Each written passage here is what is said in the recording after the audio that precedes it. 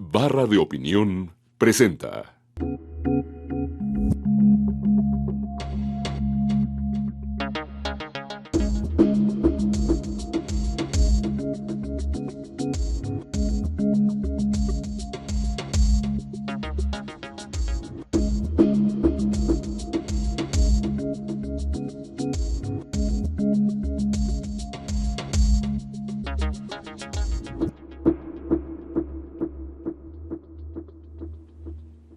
Muy buenas noches, bienvenidos a esta emisión de Entre Tres.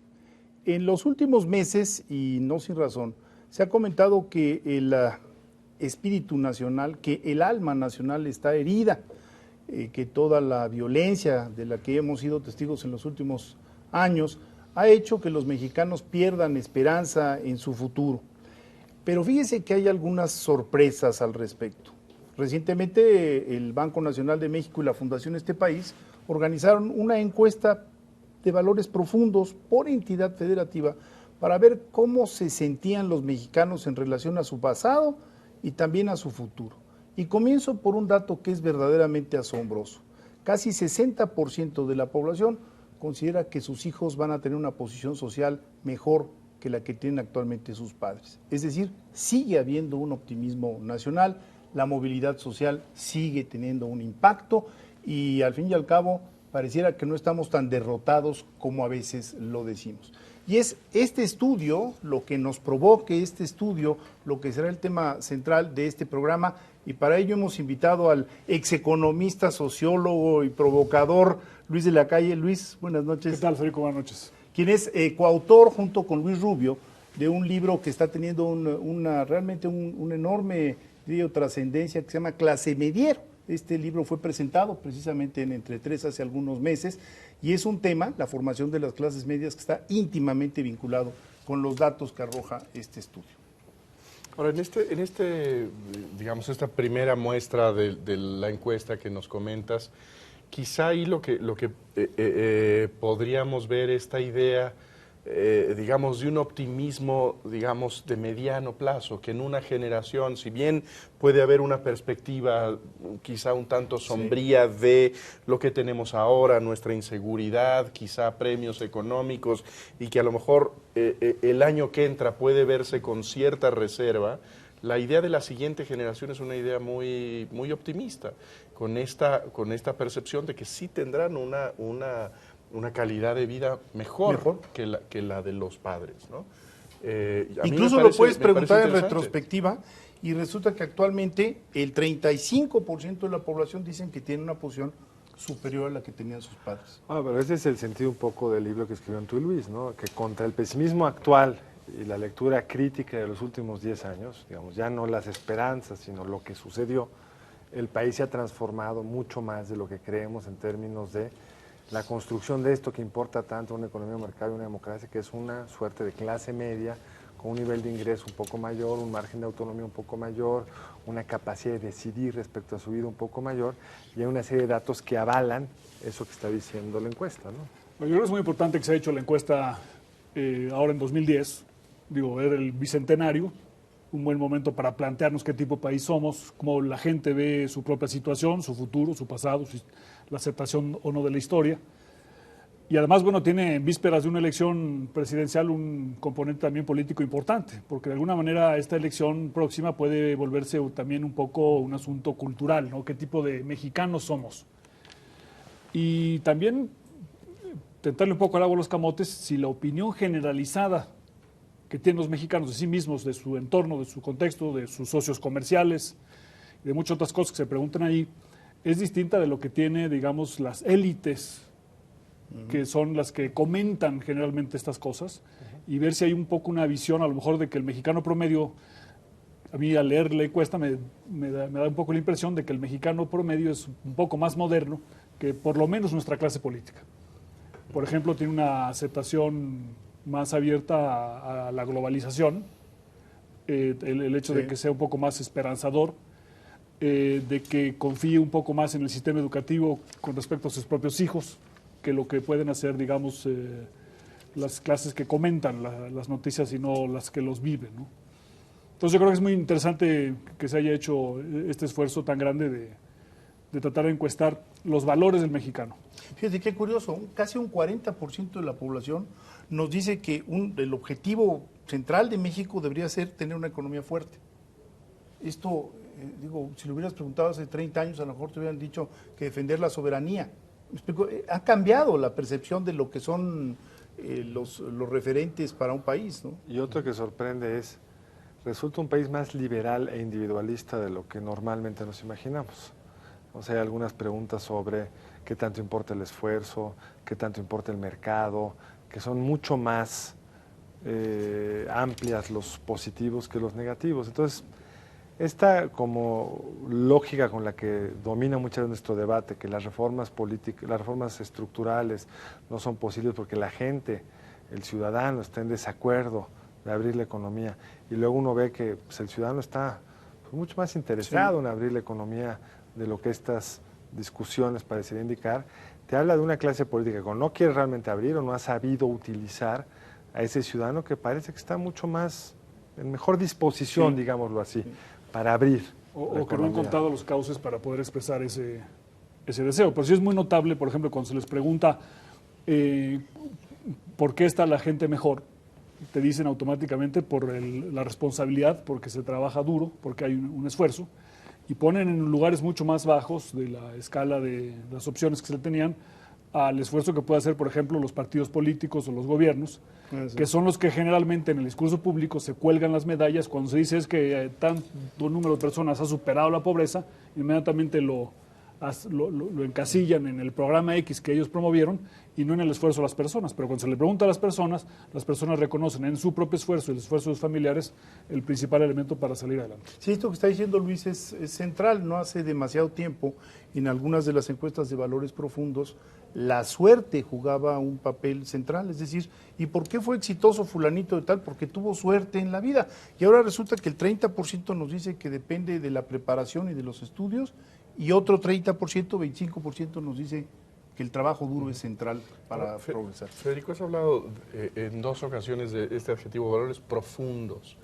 ¿A qué te refieres con este acento de que no estamos detectando en este estudio, digamos, valores superficiales? ¿A qué alude esta idea de los valores profundos? Son tendencias que tienen variaciones temporales mucho menos drásticas que otras. Algunos de los reactivos de este estudio son muy similares a los reactivos de la encuesta mundial de valores.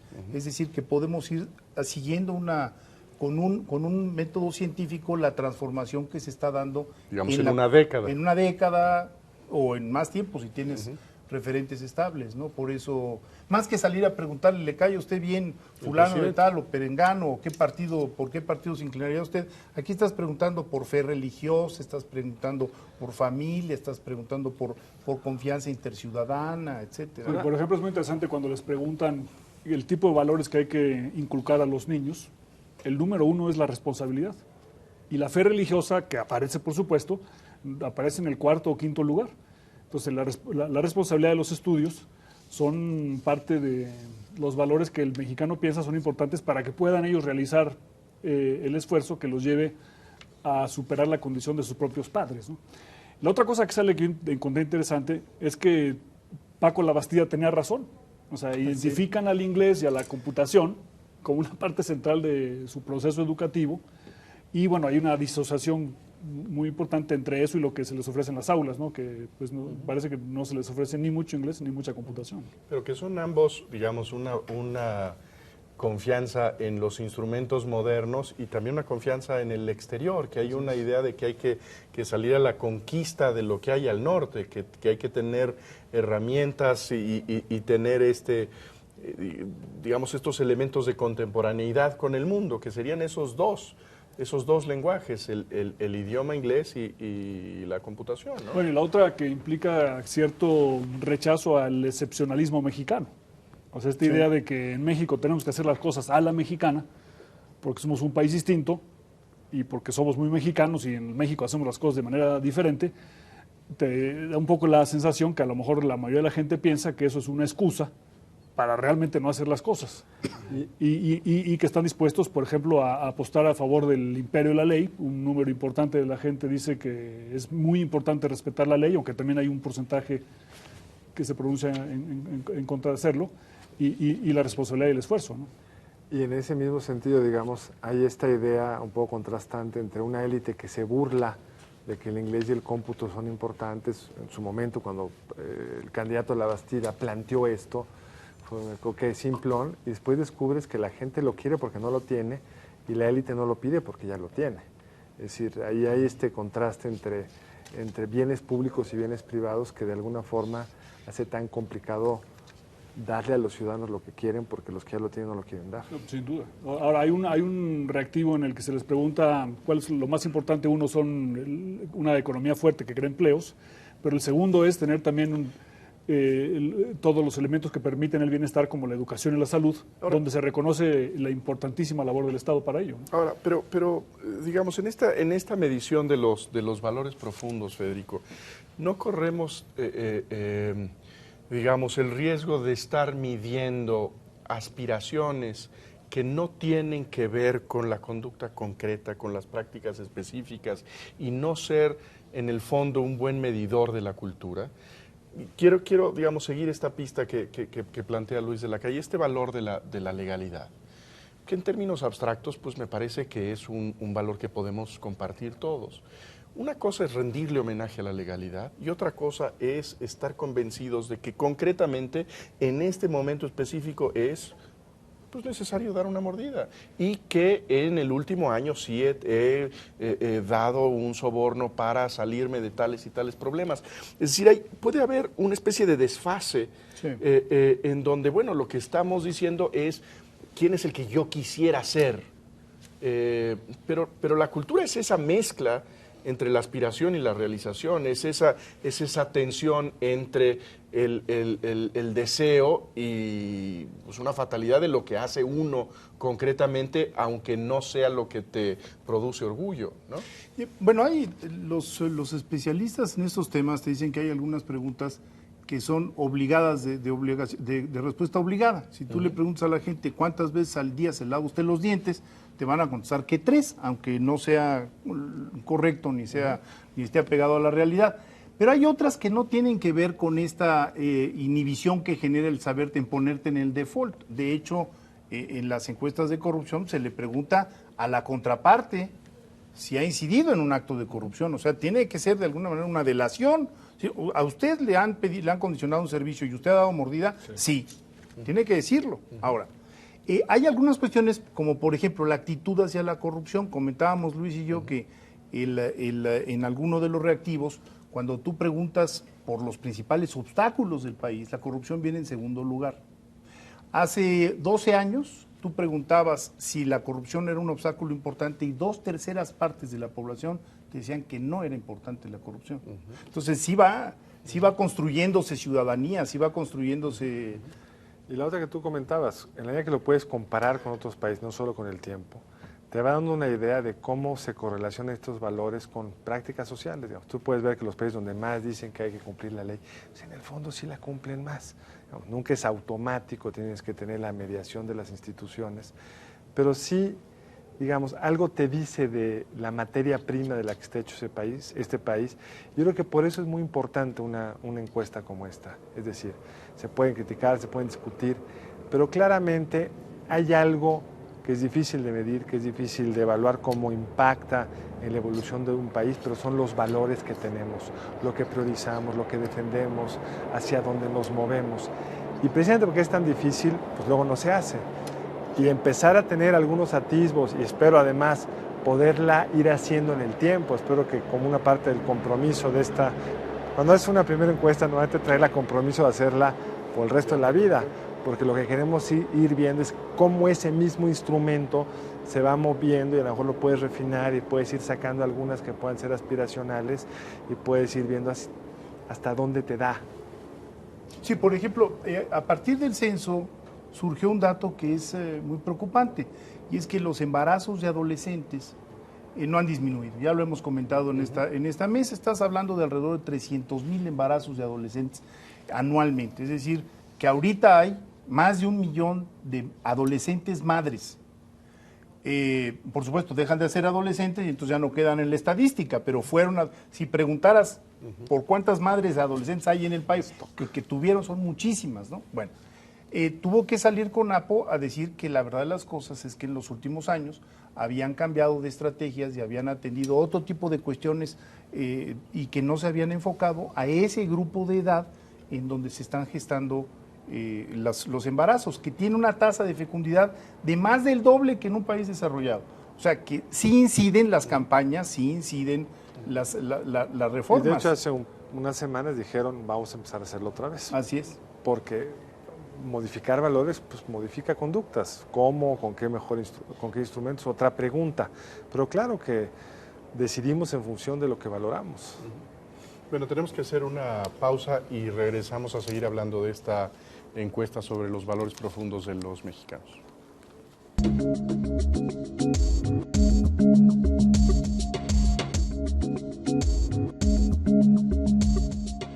De regreso en Entre Tres, discutiendo esta encuesta que hay que verla, que irá saliendo poco a poco en este país, tengo entendido, en la revista Este País, pero vamos a darles algunos otros de los que, en el contexto, por ejemplo, de la discusión de la reforma laboral que fue abortada hace un poco más de un mes, a la pregunta en general diría que los sindicatos tienden a ayudar a la gente o a perjudicarla. 43 ayudar, perjudicar el 53.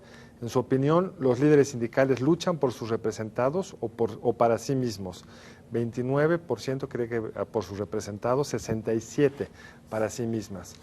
En general, ¿cree usted que el comercio mundial es bueno, malo? ¿Cuántos creen? 60% cree que es bueno, 18% cree que es malo.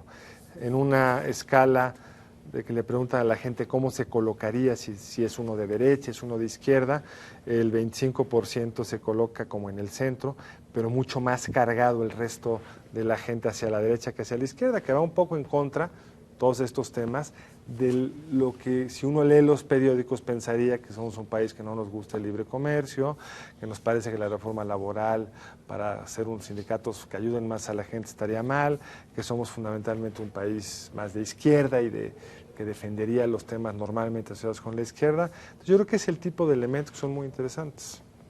Sí, bueno, yo creo que hay una relectura de México, porque también es cierto que esta encuesta ya está midiendo a un México post-TLC, es decir, ya hay generaciones que han crecido viendo que el libre comercio no acabó con el país, que era una de las cosas que se decía en los años previos a la firma del Tratado de Libre Comercio, que al fin y al cabo las opciones en el mercado se han aumentado, es decir, que tiene uno, pues en línea blanca, más refrigeradores, o que puede uno optar por instalar su hogar con un equipo doméstico que es de mejor calidad y más barato.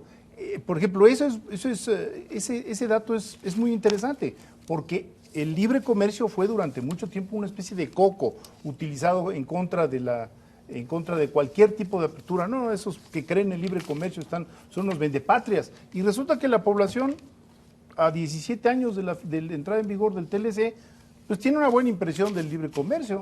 2-1, de hecho. 2-1. Un poco es por su propia experiencia personal, ¿no? La gente palpa los beneficios cuando va al supermercado de tener una economía donde hay mucho más productos, que son más baratos, una mucho mejor variedad y una mucho mejor calidad. En general, los resultados de la encuesta muestran a un mexicano relativamente más individualista, más liberal, que acepta, digamos, la economía de mercado, incluso que está más a favor de la competencia, pero no completamente. O sea, hay ciertas cosas que la intuición del mexicano le dicen, no, es importante la intervención del Estado.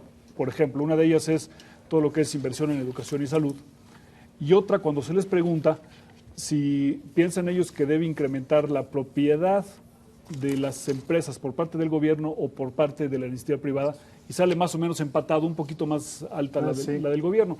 Y eso quizás se deba a que todavía hay entre la población mexicana un poco este sentimiento de que han sido abusados por parte de las empresas privadas, y entonces hay un cierto resquemor sobre si las empresas privadas pueden ser o no confiables, ¿no? A mí hay un tema que me parece muy interesante que tiene que ver, tú has mencionado este tema del individualismo, un ciudadano que no, digamos, que está pensando que de acuerdo a su propia responsabilidad, de acuerdo a su trabajo, va a conseguir el lugar económico, social que consigue. Pero es interesante el hecho de que esta percepción individualista está marcada por una desconfianza muy acendrada, no solamente a la estructura institucional, sino también una desconfianza al vecino. Al otro, sí, por supuesto.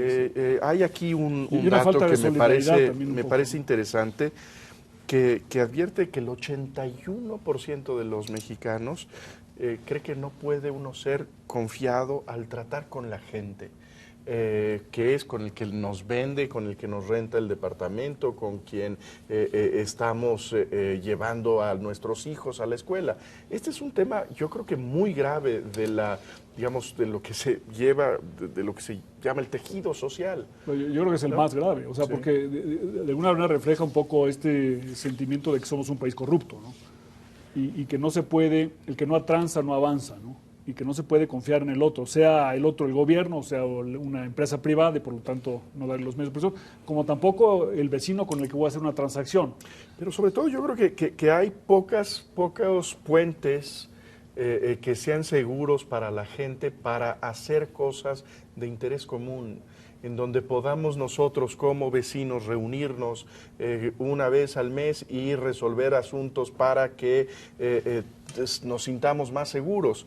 Esto yo creo que se vincula con esto que tú, Federico, has seguido con muchísima atención, que es la poca densidad de nuestros vínculos asociativos, que realmente estamos un poco solos en el mundo, en relaciones con el gobierno quizá, pero no relaciones sociales.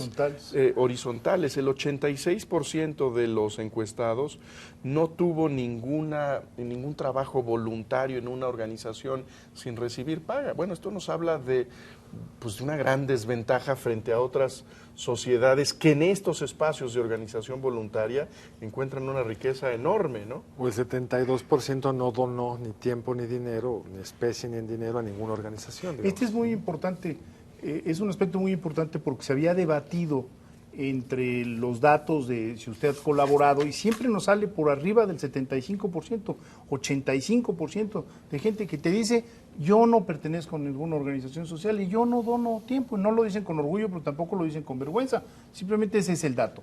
Y entonces hubo quien alegó que lo que ocurría es que en México tenemos una forma de colaborar de la cual no queda registro. Si tú le preguntas, la familia, por ejemplo, o si preguntas, ¿pero usted ha pintado su escuela? Entonces la gente te dice que sí, pero esta encuesta demuestra que tampoco es alto ese número de gente. Y por ejemplo, este caso, Jesús, es muy interesante. Tú comenzaste tu intervención hablando de la confianza interpersonal. Desde hace 25 años sabemos que la confianza interpersonal en México es muy baja. Si tú la comparas en el extremo con los países escandinavos, bueno, resulta que es exactamente a la inversa. El 80 y tantos % de la población en los países escandinavos confía en su vecino. El tejido social está muy bien articulado. Entonces, algo no hemos hecho porque este valor no se ha movido en 20 años. Ahora, tampoco cayó en un mundo de violencia creciente, donde hay otras razones para no confiar en la gente y donde, bueno, ya la violencia es uno de los problemas centrales para explicar nuestros problemas. No deja de ser sorprendente que se haya mantenido estable. Pero es sin duda uno de los pendientes que tenemos en México, ¿no? Y es parte de esta un poco falta de integración social, ¿no? México todavía es un país muy dividido en su forma de ver las cosas, en sus propias costumbres, en sus clases sociales, que hace, yo creo que abona un poco esta desconfianza, ¿no? Pero ahí, digamos, el enigma es que si podemos decir nosotros que hay estas diferencias abismales en términos sociales, digamos, lo relevante es que en las distintas franjas no hay ese ámbito de colaboración, en donde podamos decir, yo vivo en esta colonia, en donde todos tenemos más o menos los mismos problemas, tenemos el problema del agua, tenemos el problema de la luz, tenemos el problema de la seguridad. No es un asunto de que alguno de nosotros sea el culpable de esos problemas, pero a lo mejor si nos reunimos, si nos organizamos, podríamos ser en conjunto parte de la solución. Claro. El problema es que no hay esa cultura asociativa. Más grave aún, compartiendo una propiedad y una ley que obliga a colaborar en el régimen de condominio, tampoco. No hay. Ahora, quizá también esté relacionado un poco con que no hay suficientes instrumentos para que el ciudadano participe. Un poco relacionado. ¿Por qué tendríamos que esperar una ley del Congreso mexicano para reunirnos tú y yo y decir nosotros tenemos estos intereses comunes, vamos a organizarnos para ayudarnos? Bueno, eso está bien, pero digamos, para tener representación política, te organizas en la medida en la que puedes poner presión para obtener algo, ¿no? Pero es difícil para los ciudadanos organizarse para que el presidente municipal haga bien su trabajo si no tenemos un esquema donde pueda haber reelección.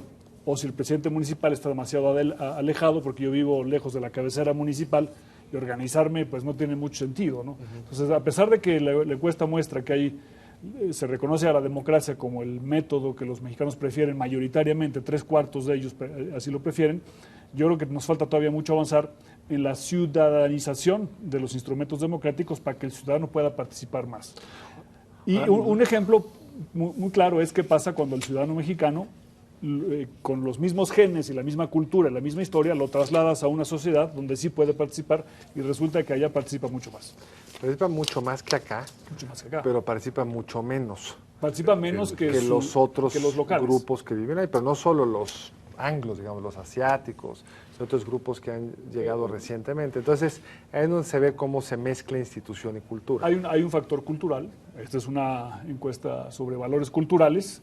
Como bien decía Federico, los valores culturales tardan en cambiar, pero quizá para hacer una encuesta que sea más sólida en el sentido de comparar a los mismos individuos en dos esquemas con incentivos distintos, veríamos si es realmente cultural o es un problema del contexto. Yo creo que el contexto juega un papel tan o más importante o igual de importante que la cultura. No, por supuesto, hay ejemplos dramáticos de eso. Tú separaste un país que se llama Corea, era la misma población, la misma cultura, llevaban 3.000 años viviendo juntos, los separaste, les pusiste distintas reglas, hoy hablan otro idioma, prácticamente ha cambiado el lenguaje, son más altos los del sur, son 10 veces más ricos los del sur, son más creativos los del sur, es decir, hay muchos experimentos tristes para los que quedan en el lado del norte, pero muy reveladores de eso. Ahora, el mexicano que cruza la frontera y se pone el cinturón de seguridad. O sea, en el nuevo libro de Jorge Castañeda, recién publicado, el último capítulo lo dedica, digamos, a comparar la cultura de los mexicoamericanos en Estados Unidos, en este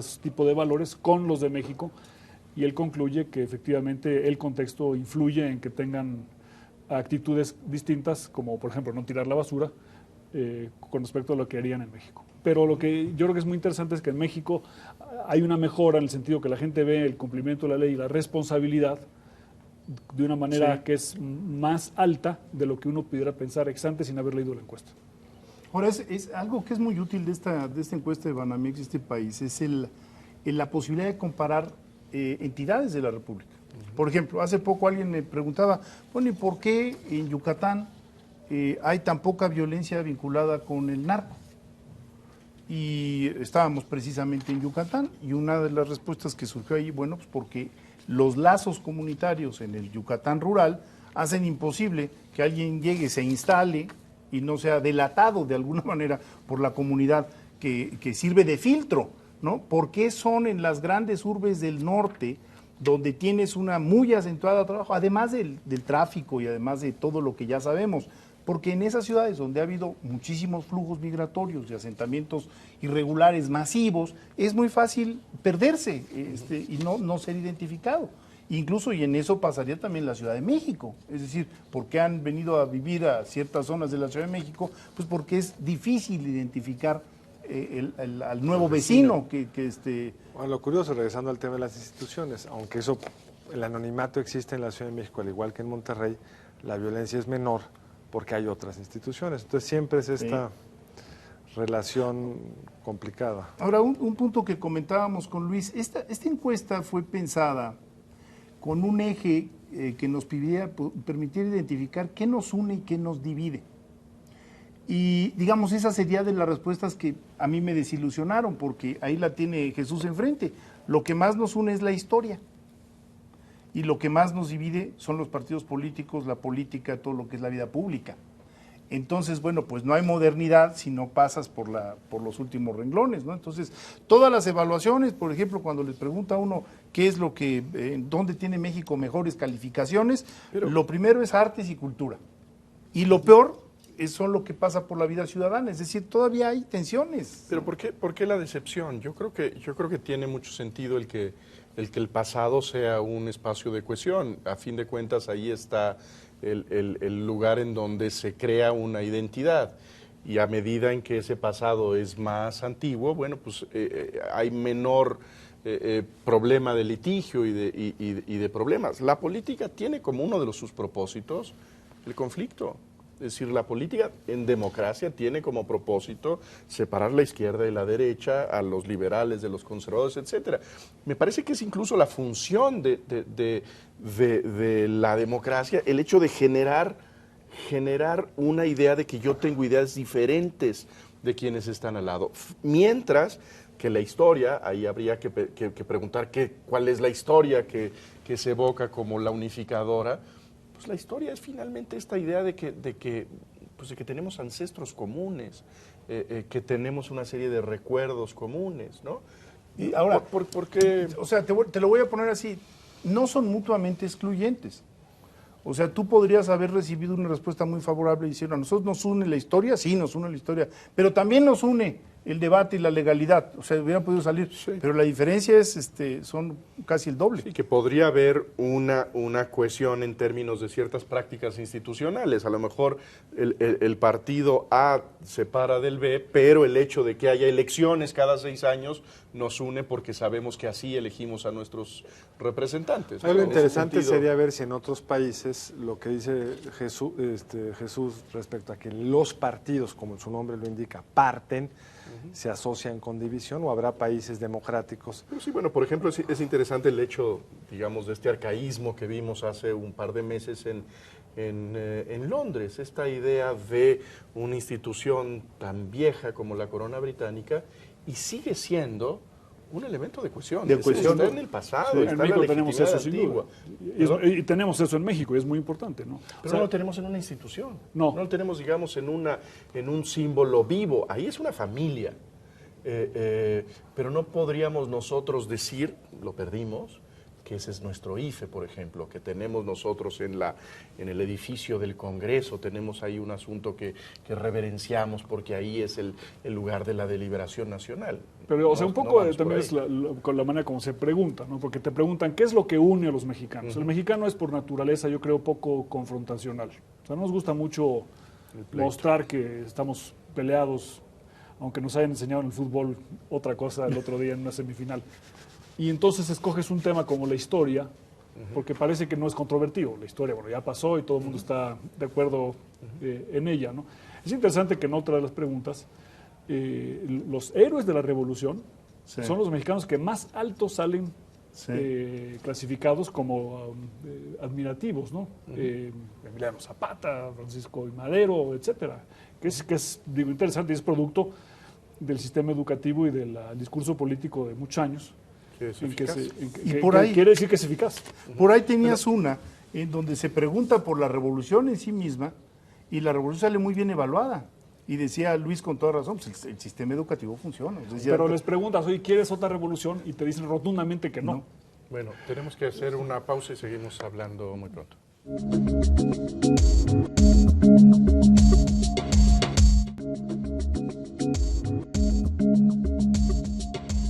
Seguimos hablando sobre esta encuesta muy interesante de Banamex y la Fundación Este País sobre los valores profundos de los mexicanos. Y yo creo que lo que es interesante es, pues claramente, que el retrato de México que se dibuja, pues no es el de una persona totalmente instalada en una convicción, sino cruzada por una serie de contradicciones. Hay muchos elementos, digamos, que podríamos decir, hay una confianza en el futuro, en la modernidad, en las computadoras, en el inglés, en el comercio, pero lo que percibimos también es la persistencia de valores muy antiguos, muy tradicionales, conservadores, ¿no? Que podríamos ubicar claramente como una percepción conservadora. Es interesante, por ejemplo, un dato sobre la importancia de la Virgen de Guadalupe en la vida del encuestado. Creo que esto tiene que ver directamente con lo que significa para ti en lo personal la Virgen de Guadalupe, y la mayoría le da la máxima importancia dentro de la escala que se le debe escoger. El 56% pone la máxima calificación de que es muy importante la De Virgen 1 a de 10, Guadalupe. 10. 10. Y que le pone 9 tiene el 10%, 8, 10%. Es decir, en lo que está realmente muy importante, llegan a ser el 76% considera que es muy importante. Y solo 8% dice que no es relevante para su vida. Me parece que es un retrato interesante, ¿no? Es una faceta interesante de ese retrato. Ahora, este retrato, cuando tengamos los datos más por detalle, qué tanto los viejos o la gente de mayor edad piensa sí o no, a lo mejor es una distribución más o menos pareja entre la población, o vemos un cambio de tendencia y los jóvenes lo son menos, no sé, digamos. O sea, rural-urbano. Rural-urbano, zonas. norte-sur, educativo o no. Y si le empiezas a rascar, tú puedes ver si este número te indica que es una sociedad que va a seguir siendo conservadora porque se distribuye parejamente o no, que estamos viendo que entre los jóvenes y los educados hay una percepción distinta. Eso nos llevaría a pensar que se está moviendo en un sentido. Esta es la foto estática y agregada. Y Pero nacional. por otro lado tienes, por ejemplo, el hecho de que en la otra pregunta que comentamos hace rato, cuando les dices qué es lo más importante que se le debe transmitir a los hijos, lo primero es la responsabilidad, Sí. el trabajar duro y el educarse, y la fe religiosa viene en lugar 4 o 5, ya con un porcentaje mucho menor, que es interesante dada esta respuesta. Y después también tienes algunos datos ya de tipo social, que se desprenden del censo, que ponen digamos, en entredicho qué tan la fe religiosa guadalupana, pues es, como decíamos Ibáez, bueno, pues se puede adaptarse a muchas cosas, porque, por ejemplo, pues el número de hijos ha caído sensiblemente, y ha caído con métodos de planificación familiar. El número de parejas, digamos, a ver si aquí quieres una dar el dato interrupción ahí. que es interesante.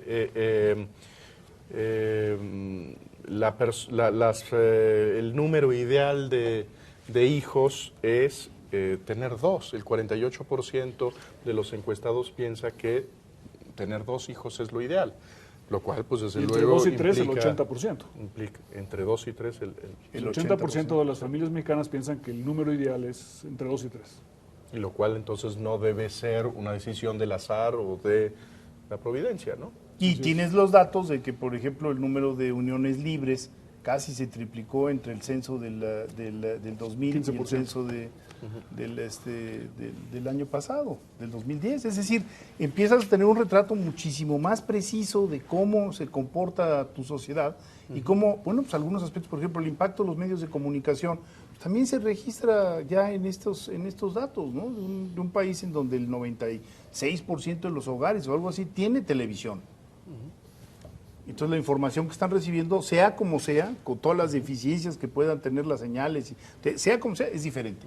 Es diferente a la que se tenía hace 30 o 40 años, ¿no? Ahora, a mí hay un elemento que cruza muchas de estas encuestas que siempre me ha parecido una incógnita.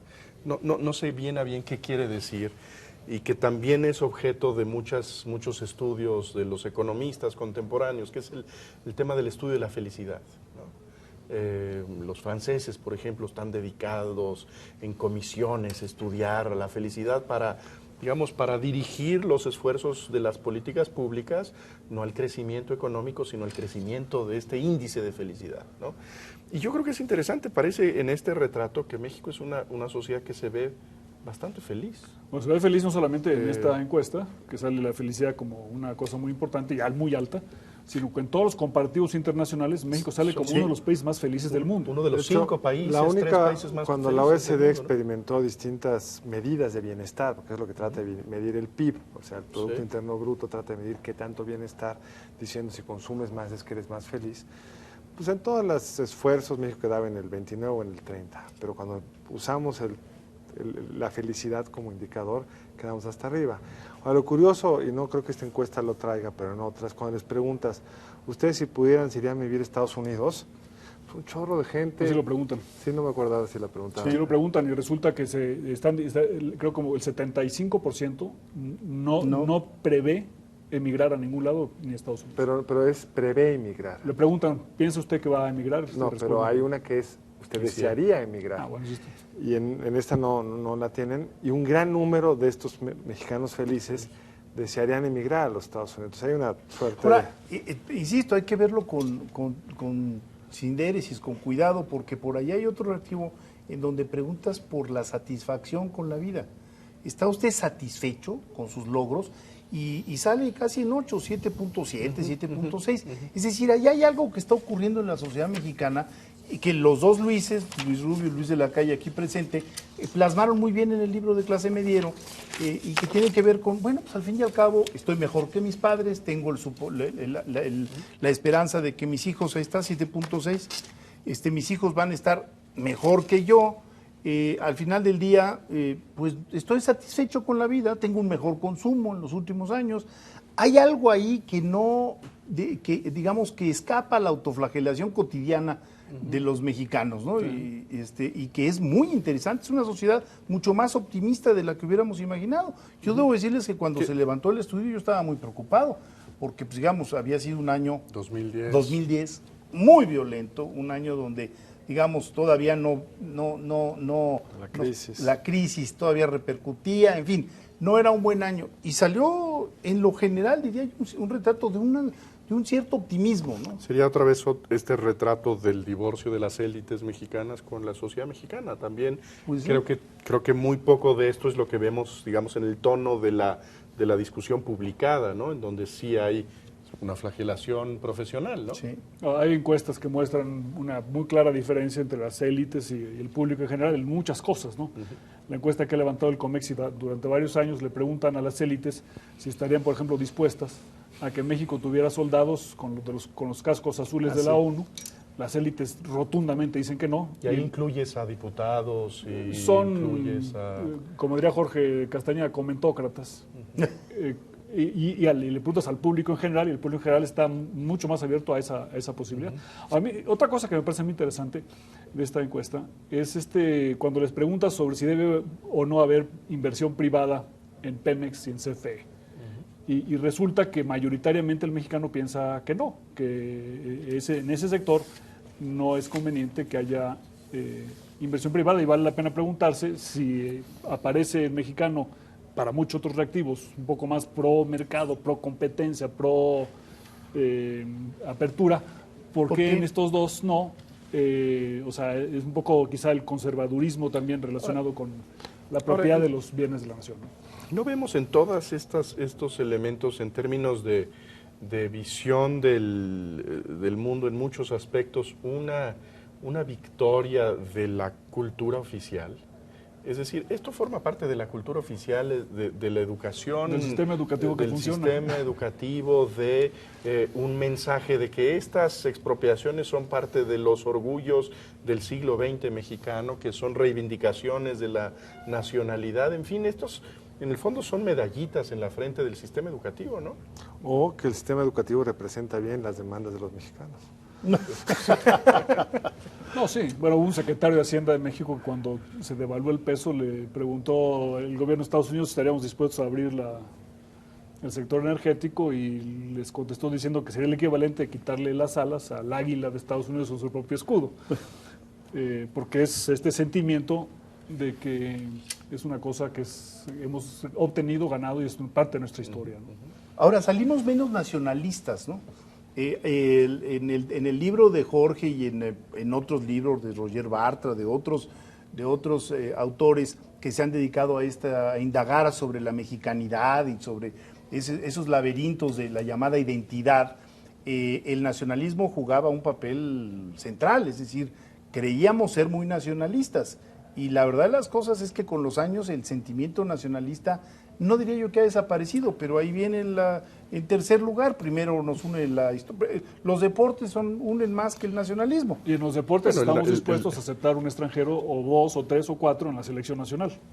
Pero por lo menos es un cambio muy notable en el perfil del nacionalismo, que no es el perfil tradicional del nacionalismo, que es el nacionalismo del victimismo. Sí. De ver al exterior como el culpable de nuestros males y el peligro que hay que evitar. En ese sentido no vemos con temor al exterior, y yo creo que ese es un cambio muy importante, ¿no? Bueno, lo otro es, yo creo que una de las cosas que ha hecho que las reformas en México no avancen es esta idea del excepcionalismo mexicano, ¿no? Esta idea de que México es distinto y por lo tanto no hay que hacer las cosas como deben hacerse, y se utiliza como excusa. Entonces, el hecho de que el nacionalismo disminuya en las preferencias de las personas, es sintomático de que en México hay posibilidades que sea de cambio más allá de lo que se piensa, ¿no? De que estamos dispuestos a probar cosas que puedan haber Si funcionó en otro funcionado lado, quizá, Brasil ¿por qué o- no funcionó acá? Exactamente. Ahora, ¿y qué seguiría en la encuesta, digamos? Esta encuesta se puede consultar hoy. Es pública, ¿Cómo la podríamos leer? en la página de internet de la Fundación Este País, ahí la pueden ustedes. Y ahí está la base. La base, Puedes cualquiera, bajar y la los base estados. se ve, exactamente, además la base se va a entregar al CIDE para propiciar la investigación. Y después yo lo que diré es que hay que acercar investigadores. ¿Qué sigue? Bueno, seguiría, de aquí se pueden desprender políticas públicas, de aquí se pueden desprender una serie de cuestiones que podrían Estrategias. ayudar, estrategias de desarrollo para lograr vencer ciertas reticencias, por ejemplo, las expectativas sobre el aparato educativo, lo que nos une, lo que nos divide. Es decir, yo creo que esto sirve para pensar a México hacia adelante, que era la intención del estudio, ¿no? Y sí la van a hacer en cuánto tiempo, porque parte del valor de esto es el No cambio. necesitas hacer este tipo de encuestas demasiado seguido, porque son valores profundos, digamos, con que le hicieras cada 2, 3 años, es más que suficiente para ver si hay alteraciones. Bueno, yo creo que es bien importante dos cosas de lo que has dicho. Uno es que hay muchos investigadores que levantan encuestas y la base la guardan en un cajoncito hasta que creen que la acaban de ordeñar y en general pues no logran ordeñar, no logran sacar todo lo que ahí adentro tiene. Pero segundo es, hay muchas más encuestas públicas de las que uno se imagina. Claro. Y yo creo que ha faltado capacidad del investigador de meterse a los números, de tratar de sacar Pero conclusiones más interesantes. también hay muchos niveles de lectura. Podemos tener un primer nivel de lectura que es un paisaje muy general, en donde no se necesita ser un investigador en estos temas para sacarle jugo a estos datos, ¿no? Sí, habría que, tiene razón, el primer punto es difundir la Sí, pura hacerlo estadística público. básica. Sí, básico. Pero luego es, ¿qué nos dice esto del país? Por ejemplo, yo sí creo que las diferencias regionales o estatales le pueden ayudar a los aparatos educativos de las entidades a corregir algunas cuestiones. ¿Dónde tienen que reforzar esto del petróleo? Sí, Y ver, por ejemplo, si estos valores comunes son valores, estos valores profundos son comunes. Sí. Que yo creo que esa es una pregunta que hay que resolver. En algunos casos, por ejemplo, valores deseables de las sociedades, la tolerancia, por ejemplo, sale marcadamente diferente entre el norte y el sur. Es decir, homofobia, por poner un caso. Te sale mucho más homofóbico ciertas entidades que otras. No es anecdótico, es decir, traes un problema cultural. El machismo como síndrome cultural no es deseable y se acentúa en ciertas regiones y disminuye sensiblemente en otro. Entonces, quien quiera leer cómo está la entidad, yo creo que los gobernadores, los secretarios de Cultura y de Educación estatales estarían obligados a meterse a El tema del revisar. aborto, que sale mayoritariamente en contra, habría que ver en qué entidad y hasta qué punto, digamos, esta ciudad en la que estamos pues, tiene una tendencia típica, ¿no? Exactamente. Entonces, es de alguna manera también una información que sirve, que es útil a la sociedad para quien quiera tener una aproximación más científica. Pues ahí está el instrumento, es Ahí está. consultable por quien quiera. Además, la revista Este País ha estado sacando extractos, digamos, pedazos de la información más relevante. Entonces, ustedes la tienen a su disposición. Luis, muchas gracias por estar con nosotros. Encantado, gracias por la invitación. Y gracias a ustedes. Nos vemos el siguiente lunes. Buenas noches.